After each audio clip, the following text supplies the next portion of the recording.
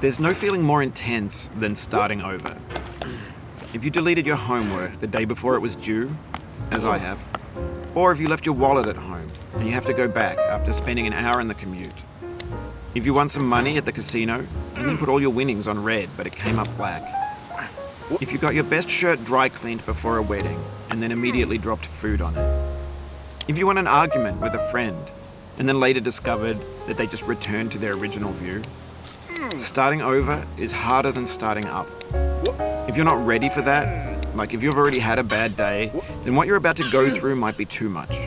Feel free to go away and come back. I'll be here. Alright, thanks for coming with me on this trip. I'll understand if you have to take a break at any point. Just find a safe place to stop and quit the game. And don't worry, I'll save your progress, always, even your mistakes. This game is a homage to a free game that came out in 2002, titled Sexy Hiking. The author of that game was Jazuo, a mysterious Czech designer who was known at the time as the father of B games. And B games are rough assemblages of found objects.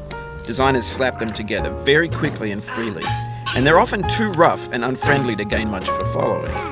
They're built more for the joy of building them than as polished products. In a certain way, Sexy Hiking is the perfect embodiment of a B game. It's built almost entirely out of found and recycled parts, and it's one of the most unusual and unfriendly games of its time. In it, your task is simply to drag yourself up a mountain with a hammer. And that act of climbing, in the digital world or in real life, has certain essential properties that give the game its flavor. No amount of forward progress is guaranteed. Some cliffs are too sheer or too slippery. And the player is constantly, unremittingly in danger of falling and losing everything. Anyway, when you start Sexy Hiking, you're standing next to this dead tree that blocks the way to the entire rest of the game. It might take you an hour to get over that tree, and a lot of people never got past it. You prod and you poke at it, exploring the limits of your reach and your strength, trying to find a way up and over. And there's a sense of truth in that lack of compromise. Most obstacles in video game worlds are fake. You can be completely confident in your ability to get through them once you have the correct method or the correct equipment or just by spending enough time. In that sense, every pixelated obstacle in Sexy Hiking is real. The obstacles in Sexy Hiking are unyielding, and that makes the game uniquely frustrating. But I'm not sure Jazuo intended to make a frustrating game. The frustration is just essential to the act of climbing, and it's authentic to the process of building a game about climbing. A funny thing happened to me as I was building this mountain. I'd have an idea for a new obstacle, and I'd build it, test it, and it would usually turn out to be unreasonably hard. But I couldn't bring myself to make it easier. It already felt like my inability to get past the new obstacle was my fault as a player rather than as a builder. Imaginary mountains build themselves from our efforts to climb them, and it's our repeated attempts to reach the summit that turns those mountains into something real. When you're building a video game world, you're building with ideas, and that can be like working with quickset cement. You mold your ideas into a certain shape that can be played with, and in the process of playing with them, they begin to harden and set until they're immutable, like rock. And at that point, you can't change the world. Not without breaking it into pieces and starting fresh with new ideas. For years now, people have been predicting that games would soon be made out of prefabricated objects, bought in a store and assembled into a world. And for the most part, that hasn't happened, because the objects in the stores are trash. I don't mean they look bad or that they're badly made, although a lot of them are. I mean they're trash in the way that food becomes trash as soon as you put it in the sink. Things are made to be consumed and used in a certain context, and once the moment is gone, they transform into garbage. In the context of technology, those moments pass by in seconds. Over time, we've poured more and more refuse into this vast digital landfill that we call the internet. It now vastly outnumbers and outweighs the things that are fresh and untainted and unused.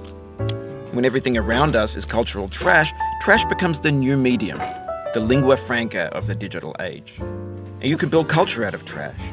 But only trash culture. B games, B movies, B music, B philosophy. Maybe this is what digital culture is. A monstrous mountain of trash, the ash heap of creativity's fountain. A landfill with everything we ever thought of in it. Grand, infinite, and unsorted. There's 3D models of breakfast, Gen X's fanfic novels, scan magazines, green screen Shia LaBeouf, banned snuff scenes on LiveLeak. Facebook's got lifelike bots with unbranded adverts and candid shots of Kanye and Taylor Swift mashups, car crash epic failed GIFs, Russian dashcam vids, discussions of McRibs, discarded, forgotten, unrecycled, muddled, rotten, untitled. No. Everything's fresh for about 6 seconds, until some newer thing beckons, and we hit refresh. And there's years of persevering, disappearing into the pile, out of style, out of sight. In this context, it's tempting to make friendly content that's gentle, that lets you churn through it but not earn it. Why make something demanding if it just gets piled up in the landfill, filed in with the bland things? When games were new, they wanted a lot from you. Daunting you, taunting you, resetting and delaying you. Players played stoically. Now everyone's turned off by that. They want to burn through it quickly, a quick fix for the fickle, some tricks for the clicks of the feckless. But that's not you, you're an acrobat. You could swallow a baseball bat. Now I know, most likely you're watching this on YouTube or Twitch, while some dude with 10 million views does it for you, like a baby bird being fed chewed up food. That's culture too. But on the off chance that you're playing this, what I'm saying is, trash is disposable, but maybe it doesn't have to be approachable. What's the feeling like? Are you stressed? I guess you don't hate it if you got this far. Feeling frustrated? It's underrated.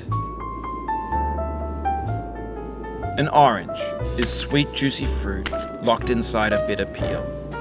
That's not how I feel about a challenge. I only want the bitterness. It's coffee. It's grapefruit. It's licorice. It feels like we're closer now. Composer and climber, designer and user. You could have refused, but you didn't.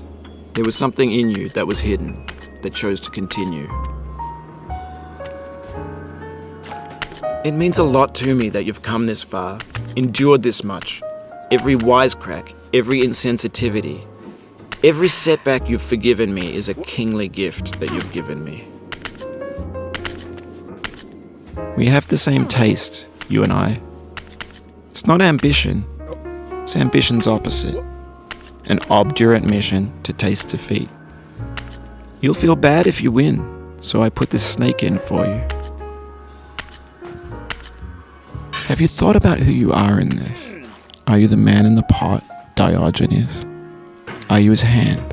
Are you the top of his hammer? I think not. Where your hand moves, the hammer may not follow, nor the man, nor the man's hand. In this you're his will, his intent, the embodied resolve in his uphill ascent. Now, you've conquered the ice cliff, the platforms, the church, and the rectory, the living room and the factory, the playground, the construction site, the granite rocks, and the lakeside. You've learned to hike. There's no way left to go but up, and in a moment I'll shut up. But let me say, I'm glad you came.